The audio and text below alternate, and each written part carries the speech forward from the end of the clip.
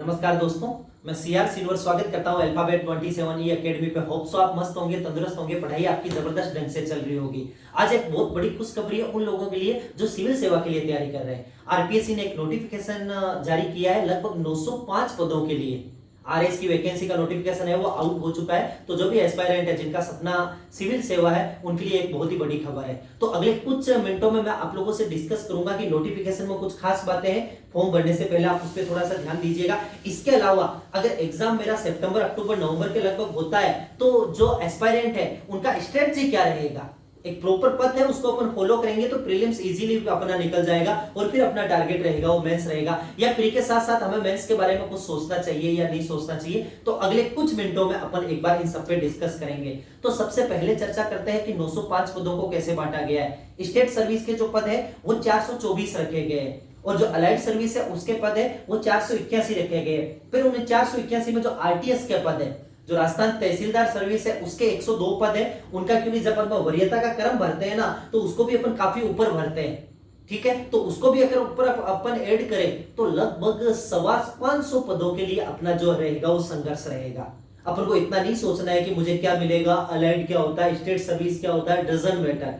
Focus रहना चाहिए वो सपने पे रहना चाहिए कि मेरा रैंक जितना अच्छा आ सके उसके लिए मेरी क्या स्ट्रेटजी होनी चाहिए, क्या मेरी तैयारी होनी चाहिए। फॉर्म है उनके आपका नोटिफिकेशन में डेट दे दी गई है। जो एज का कैलकुलेशन होगा वो 1 जनवरी 2024 से होगा।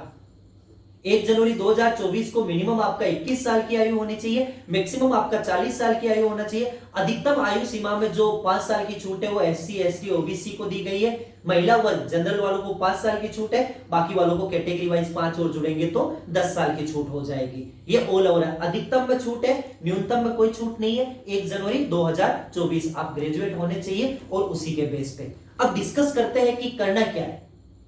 आप जो मेंस पे थोड़ा सा एक्स्ट्रा फोकस कर रहे थे उसको हल्का सा कम करेंगे, प्रीलिम्स पे फोकस एक्स्ट्रा होना चाहिए। एक्स्ट्रा का मतलब है कि अगर अनुपात में बांटता हूं कि 10 के अनुपात में आप तैयारी कर रहे हो तो 7-3 के अनुपात को मेंस को चलने तो 7 का कब तक, जब एग्जाम का 1-1.5 महीना ना रहे तो फिर अपन प्रीलिम्स पे फोकस करेंगे।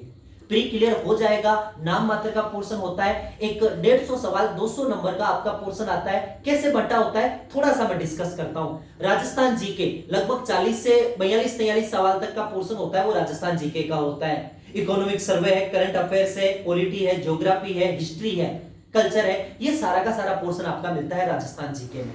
नंबर ऑफ क्वेश्चन बोल रहा हूं मैं, ध्यान दीजिएगा, लगभग 40 से 45 मान लेते हैं अपन एवरेज। 1.33 नंबर का आपका पोर्शन होता है उसके लिए। तो जो लोग मेरे कला वर्ग के साथी गण हैं वो इस पे अच्छे से फोकस कीजिएगा। ऐसा नहीं है कि साइंस और कॉमर्स वाले इसको छेड़ेंगे नहीं, पर कला वालों का लिए तो डेफिनेटली है कि वे अपन जो है इसका पोर्शन है वो काफी अच्छे से कर लेंगे, ठीक है। सबसे ज्यादा करंट अफेयर्स को लेकर लोग बड़े चिंतित रहते हैं। रोज सुबह सुबह या दोपहर में 1-1 घंटे की क्लास देखते हैं। पर डे का इतना करंट नहीं बनता है। अगर पर डे का इतना करंट बनता है तो साल भर का करंट कितना होगा सोचिए। 365 दिन में तो आप कुछ भी याद नहीं कर पाएंगे। मंथली मैगजीन को फॉलो कीजिए, कोई सी भी किताब ले आइए। राजस्थान के लिए सबसे ज्यादा मार्केट में मूमल मिलती है, एक बार ले आए अपन, कोई दिक्कत नहीं है।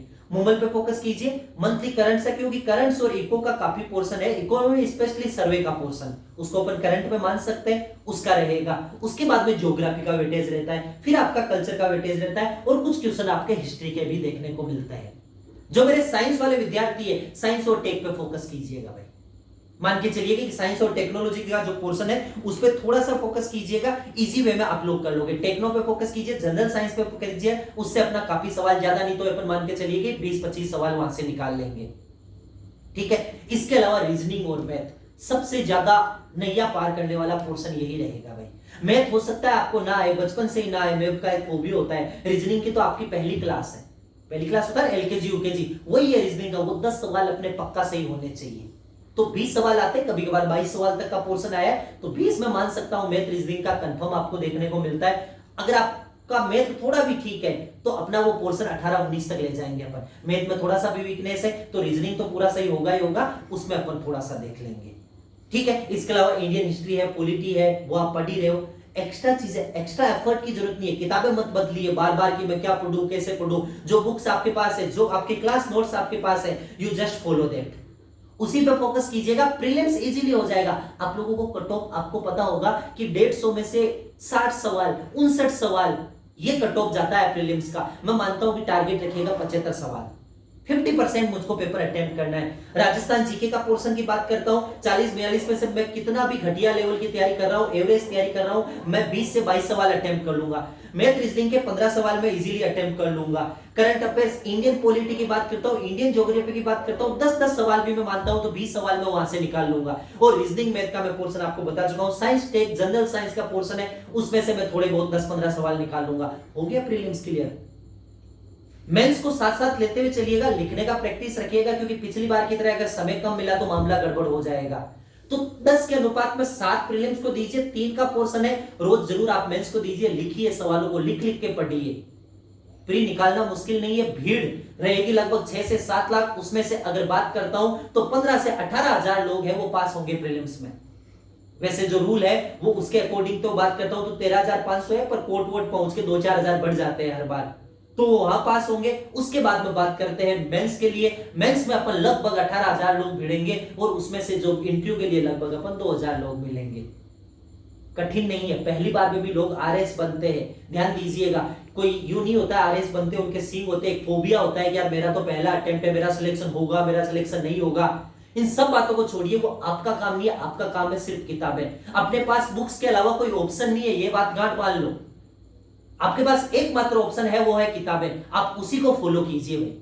जी जान लगा दो, अच्छे से मेहनत करो, जितनी मेहनत कर सकते हो उतनी करो। बहुत बड़ी वैकेंसी है, 900 पदों के लिए हमारी अग्रिम शुभकामनाएं आप लोगों के साथ। पक्का है कि आप आरओस बनोगे ही बनोगे। तो स्ट्रेटजी क्लियर है, प्रीलिम्स पे फोकस करना है। जो पोर्शन अच्छा है, अगर मेरा बैकग्राउंड आर्ट्स है तो मैं जीके पे फोकस करूंगा, अगर मेरा बैकग्राउंड साइंस है तो साइंस टेक और मैथ पे मैं फोकस करूंगा, और उसी के बेस पे आप लोग है अपनी तैयारी करोगे। इकोनॉमिक्स में ज्यादा डीपली चीजें नहीं आती है, आप उसी पे फोकस कीजिए। जो इकोनॉमिक सर्वे है आपके, भाई मान लीजिए कि जो भी रेट्स वगैरह है, सीआरआर है, एसएलआर है, रेपो रेट है, रिवर्स रेपो रेट है, बैंक रेट है, उनके बारे में आपको थोड़ा सा ध्यान होना चाहिए।